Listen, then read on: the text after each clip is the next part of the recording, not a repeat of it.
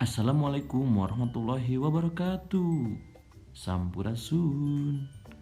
Urang wawanohan heulanya nepangkeun Bapak namina Nova Sulaiman atau Panopa. Bapak kawit di Bandung. Ayeuna ditempatkeun ngawulang di Manhiji Kota Sukabumi. Nah sakitu ayeuna siap-siap urang diajar ngeunaan babad. Regepkeun babad nyaeta carita nu aya patalina jeung hiji patempatan nu dipercaya ku masyarakat ngarupakeun sajarah. Tah ciri-cirina kahiji tempatna bersejarah, aya sejarahna.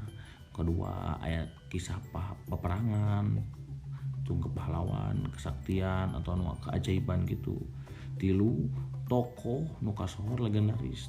Urang lanjut tah naskah dina carita babad umumna panjang pisan dugi karatusan kaca kanal pokona mah teras diseratna oge make aksara Sunda atawa aksara Pegon. Jadi tulisan Arab tapi lamun dibaca eta teh Sunda. Teras naskah babad di Jawa Barat teh kawilang seueur. Aya puluhan judul, aya nu gampil, aya nu sesah kenging naskahna teh. Aya oge sigan teh dugi ayeuna meureun aya keneh duka di mana. Ieu babad teh salah sahiji karya sastra Sunda anu penting. Harta karun lah mun urang mah. Istimewa. Tah ieu contohna. Babad Pakuan atau babad Pajajaran ngajelaskeun sejarah tentang kerajaan Sunda di daerah Bogor. Teras ieu aya babad Galuh. Ieu mah kejadian atau sejarah di daerah mun urang mah Kawali Ciamis. Ieu contoh aksara Sunda dina naskah. Ieu mah contohna nya tuh.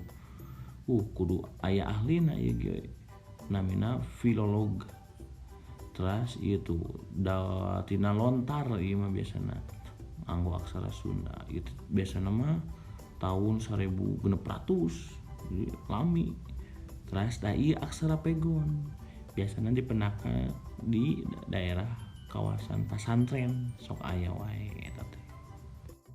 Tah kitu ngeunaan babad teh. Intina babad teh sajarah. Khususnya tadi mah ngajelaskeun sajarah Sunda nya.